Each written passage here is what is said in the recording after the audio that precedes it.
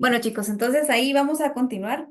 Recuérdense que nosotros estamos viendo el entorno de las aplicaciones basadas en Java y en este caso un enfoque más a nivel de una arquitectura. Estamos empezando por lo básico, ¿verdad? Entonces, antes de irnos al tema de contenedores o irnos a toda la nueva tecnología que ahora tenemos de low code desarrollado para entornos Java, pues nosotros tenemos que conocer lo que está detrás de todo eso. O sea, independientemente de lo que exista, de todos modos, todos caen en la misma lógica de la arquitectura que utiliza Java. Java normalmente utiliza los recursos si lo tenemos en una máquina o en un servidor, lo que hace es como hacer un pequeño contenedor y poder encapsular en este caso el recurso, y por eso nosotros en un servidor, digamos, virtual, podemos crear N cantidad de servidores de aplicaciones internamente. Entonces, para crear, en este caso, Java Virtual Machine, que en este caso serían máquinas virtuales de Java, que nosotros vamos a ir administrando recurso por recurso.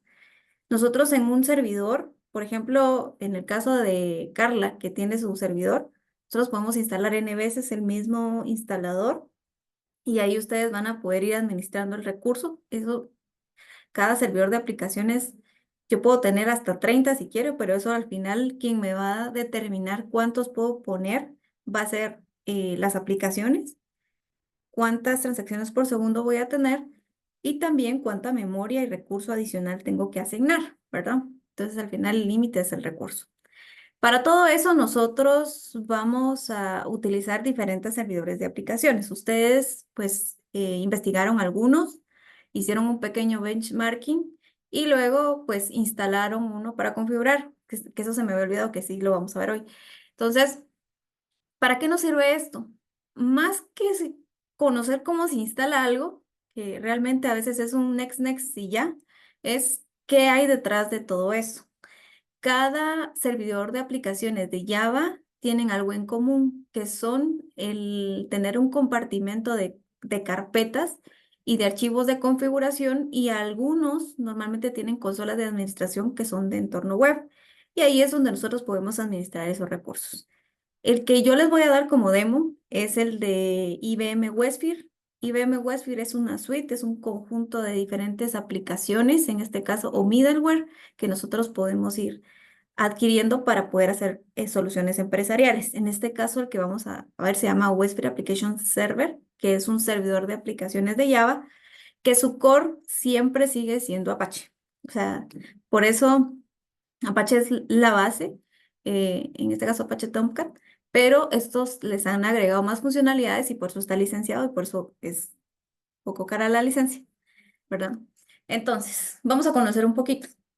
¿Qué vamos a ver? Conceptos básicos, arquitectura, un servidor web, instalación de la aplicación, que eso lo vamos a hacer en demo de una vez. Crear la instancia servidor se hace de una vez en demo y la administración también la vamos a hacer en demo. Entonces, ¿qué vamos a ver en la parte práctica? Conceptos nada más que ahorita son como muy abstractos, pero luego ya lo vamos a ver en cómo es que se materializan en la arquitectura. Entonces, partamos de un ejemplo de una arquitectura clásica de un servidor de aplicaciones, donde nosotros tenemos, por ejemplo, dos servidores como tal. Voy a llamarle aquí máquina virtual, o sea, servidor Windows Server 2016, etcétera. Y aquí tengo otro igual, ¿verdad? Un servidor virtualizado. Y acá, vamos a ver si tengo el puntero. Aquí está. Ok. Y acá, por ejemplo, yo tengo una estructura que me dice que tengo un nodo, que tengo un agente de nodo y tengo una Java Virtual Machine. Esto es lo que significa que esto realmente es el servidor de aplicaciones. ¿Dónde se instalan las aplicaciones que nosotros vayamos a crear o las DLL o web service, etcétera? Se instalan en esto. Lo que nosotros tenemos que conocer de las diferentes aplicaciones o diferentes servidores de aplicaciones de Java, las distintas que existen, es conocer cómo es su estructura. Por ejemplo, si nosotros tenemos una, un WebLogic, este funciona por dominios, no funciona como está esto. es diferente. Entonces hay que conocerlo para poder administrarlo, porque si no, no lo puedo tunear, no lo puedo configurar, no puedo hacer algunas cosas adicionales que por defecto normalmente no me funcionan. Entonces, ¿qué conceptos yo tengo que ver acá? Acá, si ustedes se dan cuenta, hay dos servidores. Estos dos servidores tienen dos servidores de aplicaciones internamente y están dentro de una misma celda. ¿Para qué me sirve esto? Todo lo que yo tenga dentro de una misma celda, que al final es una carpeta, pero es una agrupación lógica, es que yo puedo tener una aplicación con alta disponibilidad en un clúster y puedo tener un administrador, se podría decir, que me permita a mí gestionar las celdas, los nodos, los agentes de nodo y los servidores de aplicaciones internamente y las aplicaciones que están internamente. Y dentro de este entorno de JVM hay más de 150 configuraciones que nosotros podemos hacer. Ok, entonces es importante que ustedes conozcan cuál es la arquitectura. ¿Qué es lo que nosotros deberíamos de conocer en esta parte de la topología que yo le llamo acá? Hay un diagrama, pero el diagrama ahí ya está hecho. La idea es que ustedes, me perdonan si no puedo hacer bien los dibujitos, es que cuando nosotros hagamos la instalación, lo primero que va, nosotros tenemos el servidor, se podría decir, que este es el servidor físico, la máquina, el espacio virtual que yo tenga. Yo necesito crear un entorno que se llama una celda. Y dentro de la celda yo tengo un nodo. Y dentro de ese nodo yo tengo ya el servidor de aplicaciones y puedo tener uno, dos, los que yo quiera, era el ejemplo que les decía. Y dentro de esos servidores de aplicaciones yo puedo tener varias aplicaciones, web service, DLL, y yo lo puedo tener en una sola máquina. O sea, una máquina 10, 160, 220, por ejemplo, que sea la máquina, ¿verdad? Entonces yo puedo tener diferentes aplicaciones. Porque yo necesito conocer la arquitectura.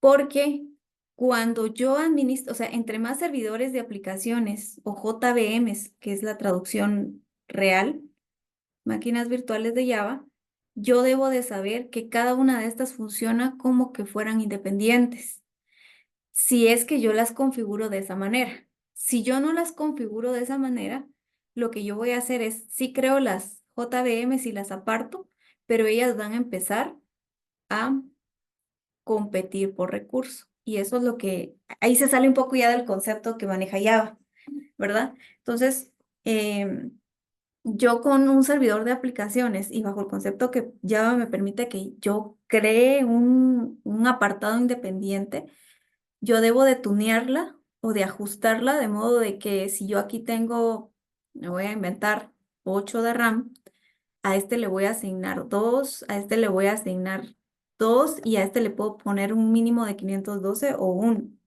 ¿verdad? Yo puedo poner rangos de un mínimo máximo. Por ejemplo, este puede ser que sea de 502, voy a poner un 5, perdón, de 502 a uno de RAM. Estos son 2 de RAM y estos son 2 de RAM, ¿verdad? Y ya a mí me queda un espacio reservado para que se maneje el sistema operativo. El sistema operativo no va a poder utilizar este recurso que está reservado porque para él eso no existe. O sea, eso es prioridad, está separado. Cada JVM lo maneja de forma independiente.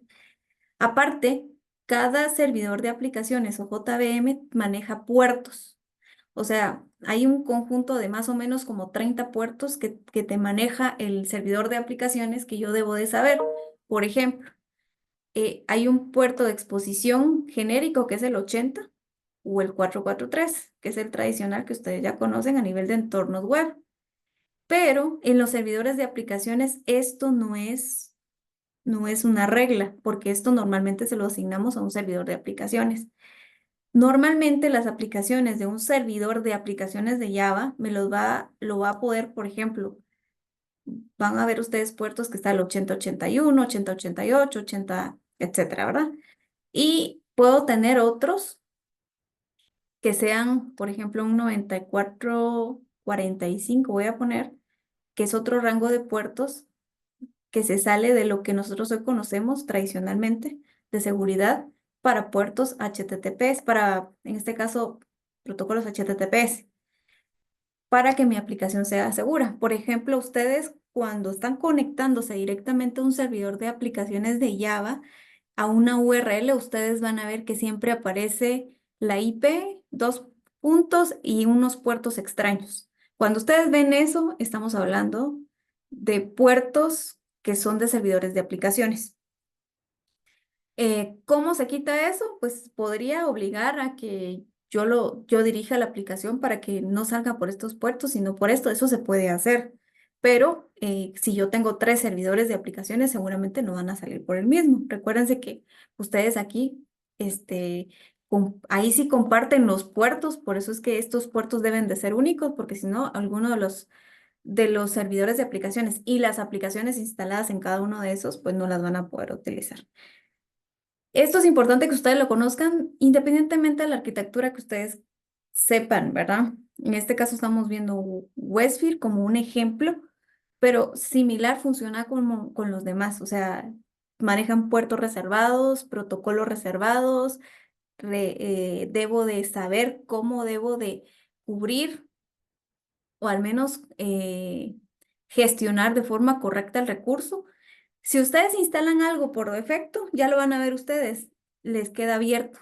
O sea, queda abierto que esto y esto compartan el recurso del sistema operativo y el sistema operativo va a irles asignando el recurso que quede disponible. Entonces, algunas aplicaciones se van a ver beneficiadas, otras no. ¿Qué es lo bonito de Java? Cuando ustedes usan la JVM y la saben configurar correctamente. Es que si yo tengo estas 4 aplicaciones y una de estas tiene problemas, ¿verdad? Estas no, estas que están aquí no se van a ver afectadas. Seguramente estas sí porque están utilizando el mismo recurso.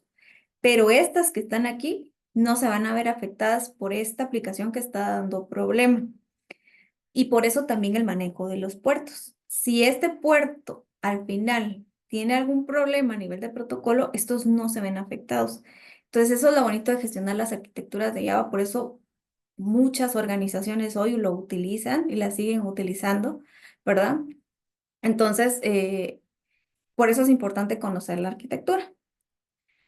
Vamos a ir un poquito a conceptos básicos y eso que yo les expliqué lo vamos a ir viendo en la práctica, ¿verdad? Un poquito que cuando nosotros hablamos de WAS, que significa Web Application Server, que realmente es un servidor de aplicaciones, solo que caro y lo desarrolló en este caso IBM, ¿verdad? ¿Y cómo lo conocemos comúnmente? Como un middleware. Este es un middleware para aplicaciones web Java. ¿Qué es un servidor web? Si ustedes, por ejemplo, este es IBM. IBM siempre tiene un servidor de aplicaciones y un servidor web. ¿Por qué necesito un servidor web? Porque cuando yo necesito manejar que estos puertos los puedan utilizar estos 3, necesito tener un intermediario. Ese intermediario tiene que ser un servidor web. O sea, no puedo utilizar estos. Eh, por ejemplo, en Oracle, ustedes utilizan los OHS, que es lo mismo, es un servidor web, que ese no es de paga, igual que este IHS no es de paga, es gratis, ustedes lo pueden descargar, pero normalmente es para que funcione de forma nativa con WebSphere Application Server. Nosotros vamos a instalar todo el componente, se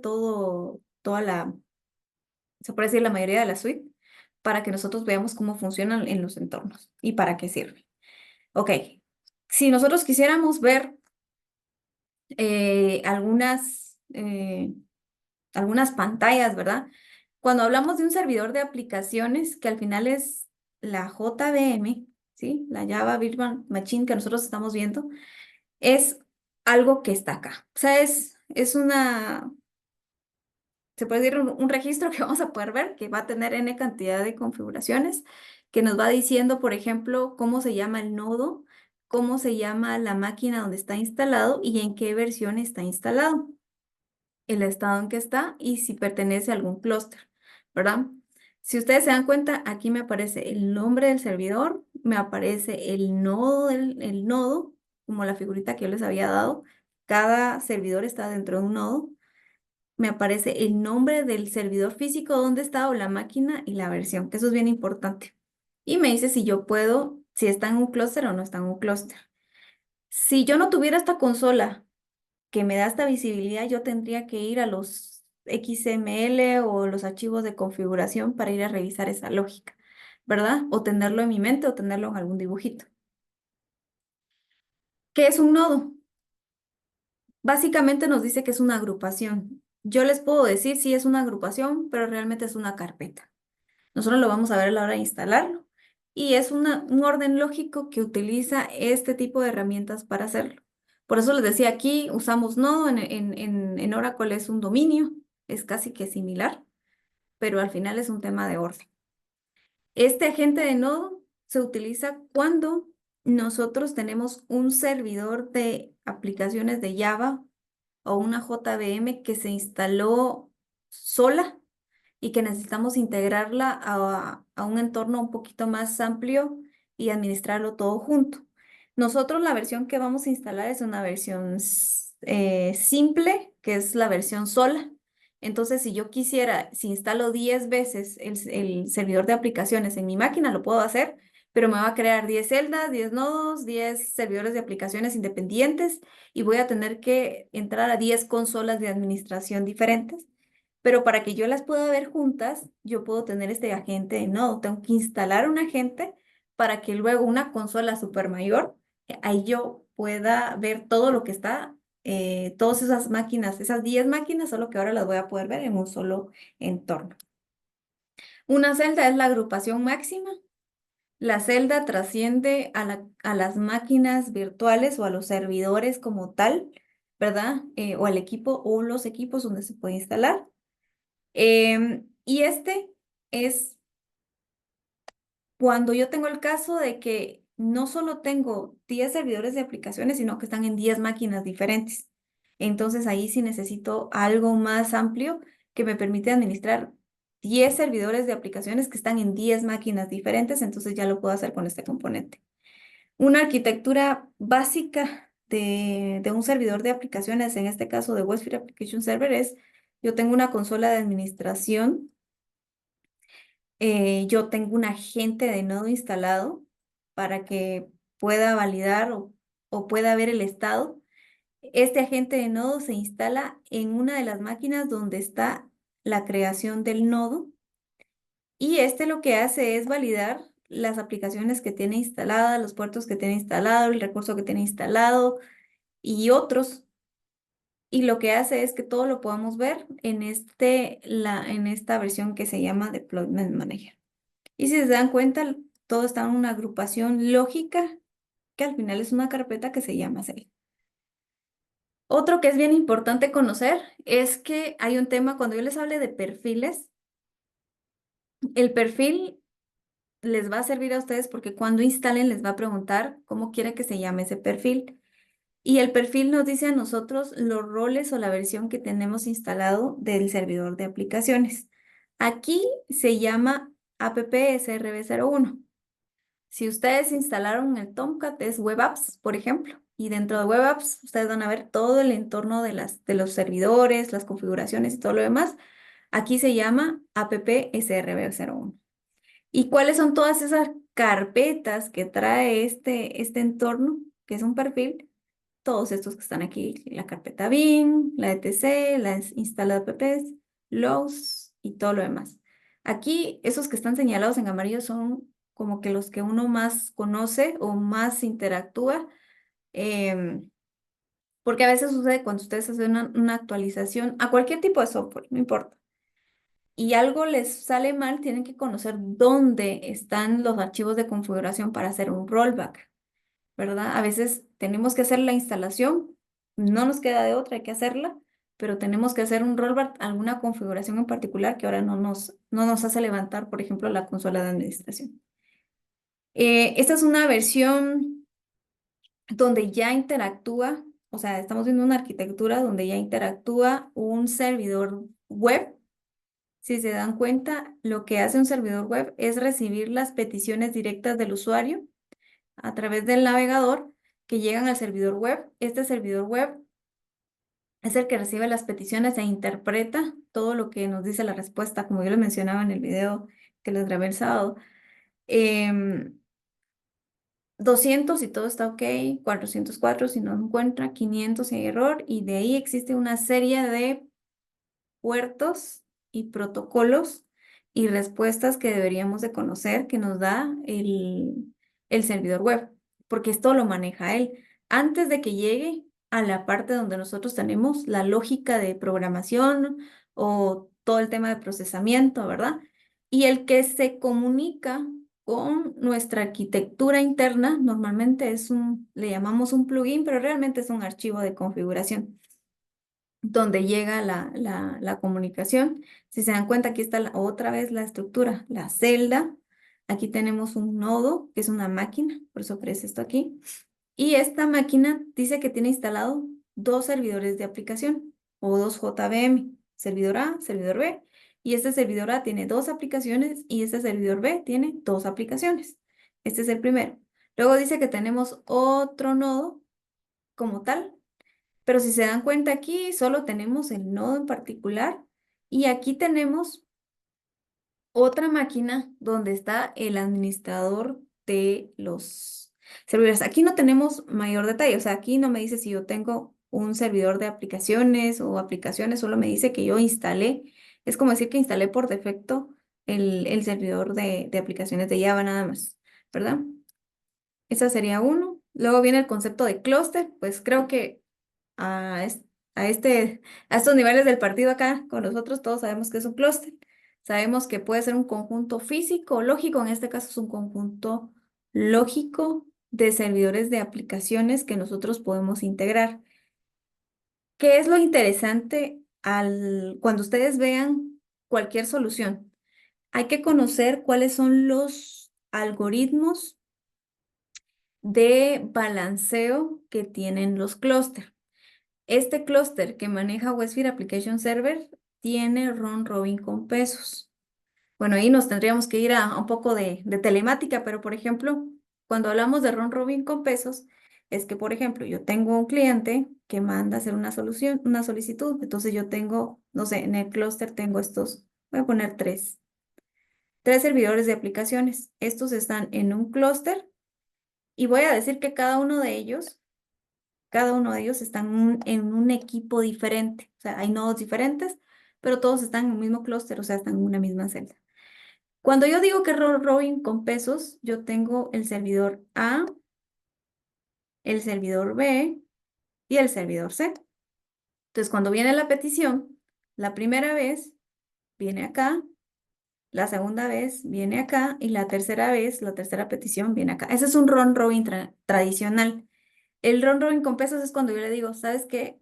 Este tiene un servidor más nuevo y tiene más recursos. A este le vamos a dar prioridad 1, a este le vamos a dar prioridad 3 y a este le voy a dar prioridad 2. Entonces, cuando vengan las peticiones, entonces la primera vez, ¿a quién le va a asignar? No va a seguir este orden que tiene aquí, él va a seguir, primero le voy a dar a este, la segunda petición se viene para acá y la tercera viene para acá. Entonces, si alguno de estos se cae, por ejemplo, este llegara a caerse, el round robin con pesos va con el que tiene la siguiente prioridad. Entonces, redirige acá y luego redirige para acá. Y cuando regresa a este servidor, pues nuevamente empieza el ciclo. Entonces, así es como funciona el clúster. Este clúster de WebSphere Application Server es independiente a que yo tenga un balanceador de carga, que eso lo puedo tener a nivel de servidor web y es independiente. ¿Por qué es importante conocer el clúster, cómo lo maneja cada solución? Porque hay algo que ustedes tienen que tener en cuenta que se llama persistencia. La mayoría de servidores de aplicaciones de Java que están en un clúster guardan persistencia. ¿Qué es la persistencia? Imagínense, y se lo digo porque a nosotros ya nos pasó en la vida real. Cuando nosotros no guardamos persistencia y alguien manda una petición, voy a ver si puedo borrar esto. Ok, entonces yo tengo aquí una máquina que se quiere conectar y aquí están los tres servidores. Si yo no guardo persistencia y le digo que lo haga, no sé, por la session ID, etcétera, cuando mande una petición, al no guardar persistencia, puedo triplicar, duplicar o la cantidad de veces o de servidores que yo tenga disponibles en un clúster pueden recibir la misma petición. Van a decir, ¿y por qué? Porque tenemos que tener persistencia. Entonces, la persistencia lo que hace es lo que evita es que esto, ¿por qué sucede? Porque yo tengo un tiempo de respuesta y si este no responde en ese tiempo, le va a mandar la petición al siguiente y al siguiente y se les puede duplicar, triplicar o la cantidad de veces al no tener persistencia. Eso es bien importante cuando se manejan clúster. Westfield maneja persistencia. Eso es bueno. ¿Y qué más me permite a mí la persistencia? Si este servidor si yo tengo un cliente que la primera vez que ingresó lo mandó al servidor A, siempre lo va a mandar al servidor A, siempre. Pero si este se muere, se lo manda al que esté en la lista, que tenga la siguiente prioridad. Pero cuando sobreviva, siempre va a ser a la. Hasta que yo venga y reinicie el servidor, ya no va a guardar eso en su memoria caché. Eso es algo que maneja este tipo de servidor. Esto hay que revisarlo siempre en las arquitecturas de las diferentes soluciones que ustedes manejen en la parte de los servidores de aplicaciones. El Deployment Manager es un panel, como dice aquí, es un panel de control de administración para entornos WASND, que es un WASND, Network Deployment. Significa que estoy administrando más de un servidor, un host, por ejemplo. Normalmente funciona de 2 en adelante. Esta versión es de paga y es la más cara. Entonces, pues si ustedes solo tienen un servidorcito, pues no vale la pena tener una versión de paga, en este caso. Ok. Em, Están los tipos de arquitectura. Podemos tener clúster vertical. ¿A qué se refiere con eso? Yo puedo decir que tengo un clúster, pero está en la misma máquina. Si se dan cuenta, lo que tengo son dos servidores de aplicaciones en la misma máquina, pero lo único que estoy haciendo es eh, como les decía, que funciona una JVM casi que independiente, es trasladando cómo me puede responder una de la otra porque funciona independiente. Pero al final, si yo quiero tener alta disponibilidad, lo recomendable es no tener un clúster vertical, sino tener un clúster horizontal donde tenemos al menos dos máquinas diferentes, dos nodos diferentes y dos servidores de aplicaciones diferentes. Un servidor web gestionado significa que yo tengo todo mi entorno del servidor de aplicaciones, pero este es en otro servidor, yo tengo instalado el servidor web y todo lo estoy administrando por un archivo que se llama plugin config. El no gestionado, bueno, el gestionado, yo tengo una consola de administración. Ustedes sí van a tener, en la instalación vamos a hacer un servidor web gestionado y sí lo vamos a poder controlar desde la consola de administración. Un no gestionado prácticamente todo lo tengo que hacer manual, ¿verdad? ¿En qué casos funciona esto? Es cuando yo tengo un servidor web que es un IIS, un Apache normal, un Nginx, cualquier otro que no sea, en este caso, el IBM HTTP Server, me va a tocar que gestionarlo de una forma manual. Eh, bueno, este caso es especial, se podría decir, donde no voy a utilizar la consola administrativa, pero sí voy a utilizar un servidor de la categoría de IBM, ¿verdad? ¿Cuándo sucede esto? Ustedes pueden utilizar el servidor web, el servidor IHS, lo pueden utilizar para también otro tipo de servidores de aplicaciones. Ese es un caso que podría funcionar. O el otro es que yo tengo independientemente dos nodos que no están en la misma celda y que yo quiero administrarlo. Entonces, sí puedo utilizar algunos comandos, líneas de comandos que me van a funcionar, pero no los voy a poder ver en la misma consola de administración, ¿verdad? Esto es lo mismo. Bueno, entonces vamos a hacer la parte práctica. Eh, en este caso vamos a instalar y luego vamos a hacer los pasos que aquí nos van a decir. Iniciar, detener. Y esto es algo que les va a funcionar a sus compañeros que ya instalaron porque yo estoy segura que no les va a funcionar por una razón. Entonces esto lo vamos a utilizar con ustedes. Bueno, chicos, entonces vamos a irnos a la siguiente etapa que es la instalación. No sé si tenemos alguna eh, chica o chico que quiera poner su máquina para que podamos hacer la instalación.